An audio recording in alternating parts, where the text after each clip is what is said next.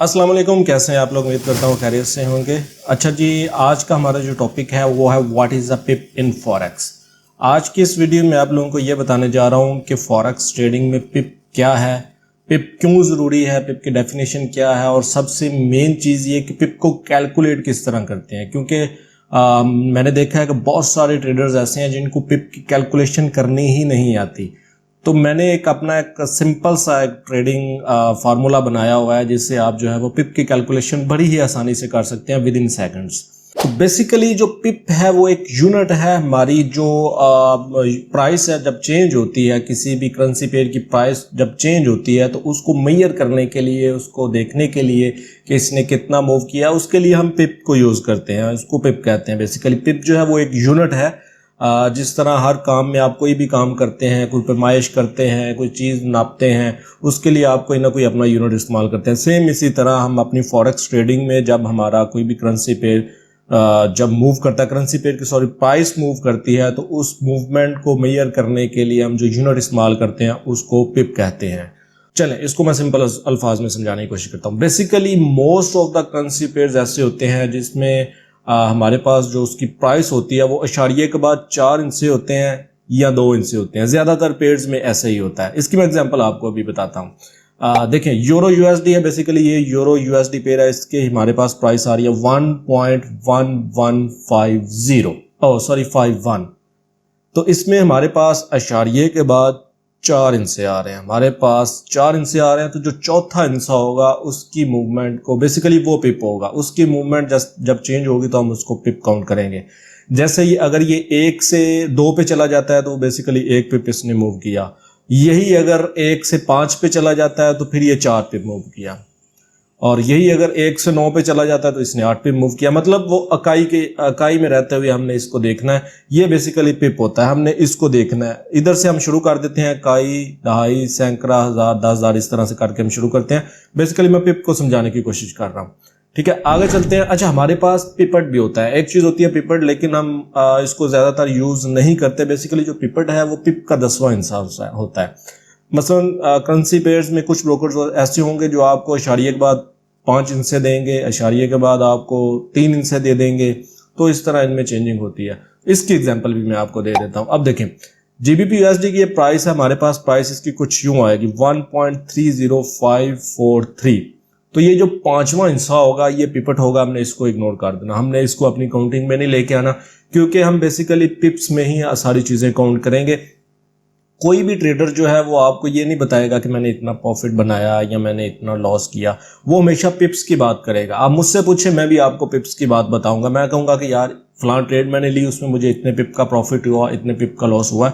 अब ये पिप्स के हिसाब से जो प्रॉफिट और लॉस होता है वो हमें पिप के हिसाब से होता है, पिप वैल्यू के हिसाब से होता है। उसके बाद हम लॉट साइज जो लगाते हैं उसके हिसाब से होता है।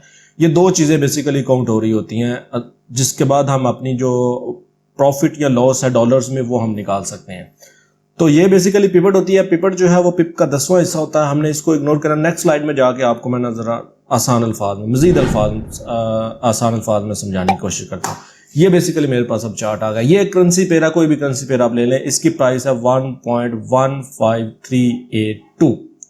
तो ये इसमें इशारिये के बाद आप देखें आप 5 इंच से आ रहे हैं। ठीक है, अब जिस लेवल पे जाके मैं आपको समझा रहा हूँ, मेरा नहीं ख्याल कि इससे नीचे भी कोई लेवल हो सकता है ये चीज़ समझाने के लिए।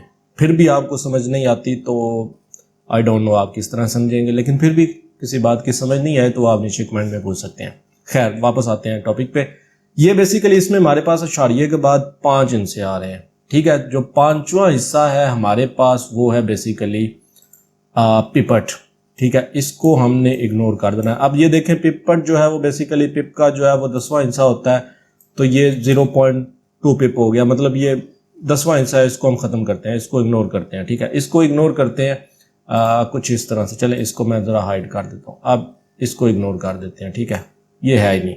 अब ये हमारे पास अशारिये के बाद 4 इंच से आ गए। तो जो चौथा हिस्सा होगा वो बेसिकली हमारे पास होगा इकाई, ये हमारे पास दहाई होगा। ठीक है, मैं ज़रा आसान अल्फाज में समझाने की कोशिश कर रहा हूँ। ये हमारे पास सैकड़ा हो जाएगा, ये हमारे पास 1000 हो जाएगा। ठीक है, और ये हमारे पास जो है वो 10,000 हो जाएगा। ठीक है, अब अगर ये चौथा जो हिस्सा है उसमें अगर चेंजिंग आती है तो मतलब कि उसमें इकाई में रहते हुए पिप्स चेंज हो रहे हैं। मतलब अगर ये 8 से 9 हो जाता है तो एक पिप मूव हो जाएगा, 8 से 7 हो जाता है तो एक पिप मूव हो जाएगा, 8 से 1 पे चला जाता है तो 7 पिप मूव हो जाएगा। मतलब इकाई में रहते हुए इसकी मूवमेंट होगी। अब बात करते हैं हम दहाई की, ठीक है। अब अगर सेम इसमें भी वही सीन होगा, अगर ये 3 से 5 पे चला जाता है तो बेसिकली अब ये 20 पिप मूव किया, अब ये 2 पिप मूव नहीं किया, क्योंकि अब हम दहाई की बात कर रहे हैं। जो इशारिये के बाद तीसरा हिस्सा होगा वो दहाई में चेंज होगा। 3 से 5 पे चला जाता है तो 20 पिप मूव होगा, 3 से 4 पे चला जाता है तो 10 पिप मूव होगा, क्योंकि इसमें हमने 1 से 9 के दरमियान अगर ये मार्केट बेसिकली मूव करती है तो इसमें हम दहाई में इसको काउंट करेंगे। मतलब 3 से 1 पे चला जाता है तो बेसिकली ये हो जाएगा 20 पिप, 3 से 9 पे चला जाता है तो ये 60 पिप हो जाएगा, कुछ इस तरह से होगा। अब बात करते हैं हम सैंकड़े की। अब इसमें यह सीन है, जो इशारिये के बाद जो दूसरा इशारिये के बाद दूसरा हिस्सा होगा वो हमेशा सैंकड़े में मूव करेगा। मतलब अगर ये 5 से 6 पे चला जाता है तो इट मीन्स कि इसने 100 पिप मूव कर लिया है। 5 से 7 पे चला जाता है तो 200 पिप मूव हो जाएगा, 5 से 3 पे चला जाता है 200 पिप हो जाएगा, 5 से 9 पे चला जाता है 400। मतलब इसमें आपने सैंकड़े में रह के इसकी मूवमेंट काउंट करनी है, ठीक है। हिस्सा है कि चेंज होगा, 5 से 6 हो जाएगा या 5 से 9 हो जाएगा, लेकिन आपने जब इसको काउंट करना है तो वो आपने सैंकड़े में काउंट करना है, ठीक है। सेम इसी तरह जब हम इशारिये के बाद जो फर्स्ट फिगर होगा जब उसमें चेंजिंग होगी तो वो 1000 में होगी। बहुत कम ऐसे होता है या बहुत टाइम लग जाता है, 6 महीने साल 2 साल लग जाते हैं 1000 पिप मूव होने में मार्केट को, ठीक है।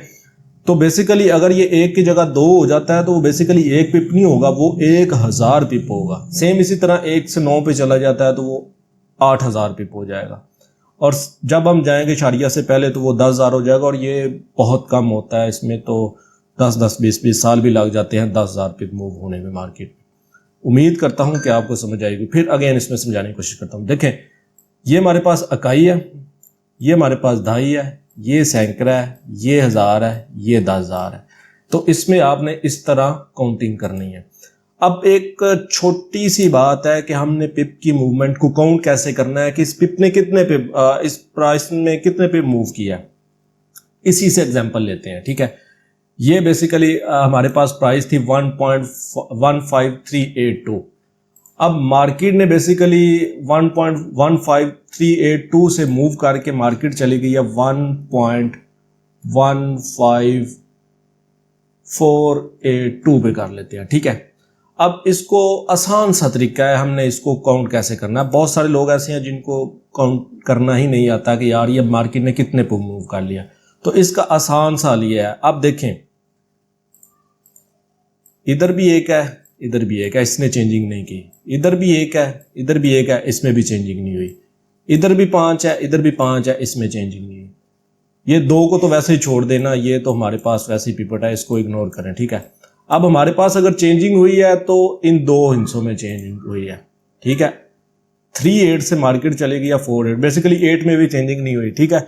तो लेकिन अगर मिसाल के तौर पर 1 से पहले 1000 जीरो भी लगा लें तो वो 1 ही रहेगा, लेकिन 1 के बाद अगर 1000 जीरो लगाएंगे तो वो 1 की वैल्यू बहुत ज़्यादा हो जाएगी। सेम इसी तरह आप देखें, इसमें अब आपने काउंटिंग किस तरह करनी है। सिंपल सा हल, आप ये देखें, मार्केट में बेसिकली हमारे पास 2 हिस्से चेंज हुए हैं। 3.8 से मार्केट 4.8 पे चली गई है, तो जो फिगर ज्यादा होगा उसमें से छोटे फिगर को माइनस कर दें। सिंपल सा हल है, 48 माइनस 38 कर दें तो इसका जो आंसर है वो आपके पास आएगा 10। अब बेसिकली अब देखिए, 2 ने जो अशारिये के बाद तीसरा और चौथा हिस्सा, बेसिकली चौथा वो या तीसरा हिस्सा चेंज हुआ है, तो हम तीसरा हिस्सा जो है वो दहाई में होगा। तो इसलिए 3 से 4 पे मार्केट गई है तो मार्केट ने 10 पे मूव किया, ठीक है। उम्मीद करता हूं समझ आई होगी। अगेन एक और एग्जांपल से आपको समझाने की कोशिश करता हूं, ठीक है। अब फर्ज करें कि मार्केट ने, बल्कि इसको पहले जरा हम हाइड कर लेते हैं, क्योंकि ये जो पिपट है ना ये थोड़ी सी कंफ्यूजन डाल देता है। इसको हम हाइड कर लेते हैं, ठीक है। ये हमारे पास है ही नहीं, लेकिन ये आपको मिलेगा जब आप ट्रेडिंग करेंगे, आपको पिपट मिलेगी। पिपट 1 से 9 हो जाए, 1 से 8 हो जाए, आपने इसको इग्नोर करना, आपने जस्ट पिप्स पे ध्यान देना, ठीक है। अब मार्केट बेसिकली 1.1538 से मूव करके मार्केट जो है वो चली गई है हमारे पास 1.1501 पे चली गई है, ठीक है। अब इसमें आप देखें कि हमारे पास जो बेसिकली 1 था वो भी 1 का 1 रहा है, जो 1.5 है बेसिकली 1.5 ही रहा है। अगर मार्केट में चेंजिंग हुई है तो वो बेसिकली इन दो फिगर्स में हुई है। मार्केट पहले 3.8 पे थी, अब मार्केट जो है वो बेसिकली 0.1 पे चली गई। अब आपने इसका पिप कैसे काउंट करने हैं कि इसमें मार्केट ने कितने पिप मूव किया, तो वो इस सिंपल साल का जो बड़ी अमाउंट है उसमें से छोटे अमाउंट माइनस कर दें, मतलब 3.8 में से 3.8 माइनस 0.1 आप कर दें तो आपके पास आंसर आ जाएगा 37। अगेन वही बात है कि मार्केट दहाई में चेंज हुई है, जो है इशारिये के बाद तीसरा और चौथा इंसान चेंज हुए हैं, तो बेसिकली जो तीसरा आ जाता है वो दहाई में चला जाता है। अब मैं आपको सैकड़े की एक एग्जांपल दे देता हूँ। अब इससे आसान अल्फाज में मेरा नहीं ख्याल कि आपको कोई बंदा समझा सकता है, या इससे आसान अल्फाज में भी समझाया जा सकता है, ठीक है। अब बेसिकली इसमें अब मार्केट में मैं आपको एग्जांपल देता हूँ कि मार्केट ने जो मूव किया वो बेसिकली 1.1400 पे चली गई है मार्केट, ठीक है। अब इसमें आप देखें कि जो थी हमारे पास 1 सेम एज इट इज़ रहा है, अगेन इशारिये के बाद भी 1 रहा है, लेकिन अब इशारिये के बाद जो 3 हिस्से हैं वो बेसिकली मार्केट ने मूव किया मार्केट, ठीक है। मार्केट 538 से 400 पे चली गई है। चलें इसको और आसान कर लेते हैं, 538 से 400 पे चली गई है, तो 538 में से 400 निकाल लें आप, आपके पास 138 रह जाएगा, सिंपल सा। सेम अब अगर मार्केट चली जाती है 538 से चली जाती है 438 पे तो ये 100 पिप हो जाएगा। सेम अगर ये मार्केट 38 से 36 पे चली जाती है तो 2 पिप हो जाएगा। अगर ये 38 से 48 पे चली जाती है तो 48 में से 38 निकाल लें, 10 पिप हो जाएगा। सेम आसान सा तरीका है। इसमें बहुत सारे लोग जो हैं वो कंफ्यूज हो जाते हैं कि यार पिप को हमने काउंट कैसे करना है, उनको पिप काउंट करने ही नहीं आते कि मार्केट ने कितने मूव किया है। अब ये पिप की काउंटिंग जो है वो बहुत ज़रूरी है। हमने जब भी कोई ट्रेड लगानी है हमने पिप की मूवमेंट देखनी है, ट्रेड की मूवमेंट देखनी है, कितने पिप मूव किया इसने, फिर हमने अपनी लॉट साइज देखनी है, फिर उनका फार्मूला लगा के फिर हम निकालते हैं कि इतने पिप अगर मार्केट मूव करे इतनी लॉट के साथ तो फिर हमें कितना प्रॉफिट होगा। मसलन 10 पिप मार्केट मूव करती है तो अगर हम अपना $10 का या $20 का प्रॉफिट रखना चाहते हैं तो हम कितनी लॉट लगा सकते हैं, या कितनी लॉट लगाएंगे तो हमें इतना प्रॉफिट हो सकता है। ये सारी चीज़ें होती हैं। तो बेसिकली अगर ये सारी चीज़ें मैं एक लेक्चर में क्लियर करता हूँ तो बहुत ज़्यादा कन्फ्यूजन हो जाएगी आपके लिए, इसलिए हम आप इसको आसान करते हैं। बेसिकली हमने इस लेक्चर में सीख लिया है कि पिप क्या होते हैं और पिप को काउंट किस तरह करना है, पिप की मूवमेंट को हमने किस तरह देखना है, कितने पिप्स प्राइस की मूवमेंट को देखना है कि इसने कितने पिप्स मूव कर लिए। इससे नेक्स्ट लेक्चर में हम लॉट साइजेस के बारे में डिस्कस करेंगे और फिर उसके बाद हम देखेंगे पिप वैल्यू की तरफ, फिर हम उसमें क्लियर होगा हमें कि कितने पिप्स की मूवमेंट पे हमें कितनी लॉट लगाएंगे तो हमें कितना प्रॉफिट या लॉस होगा। ये सारी चीज़ें थी। इसमें आपको किसी किस्म का कोई क्वेश्चन हो आज की पिप के लेक्चर में तो आप नीचे कमेंट सेक्शन में पूछ सकते हैं। अपना बहुत सारा ख्याल रखिएगा, मुझे अपनी दुआ में याद रखिएगा। अल्लाह हाफिज़।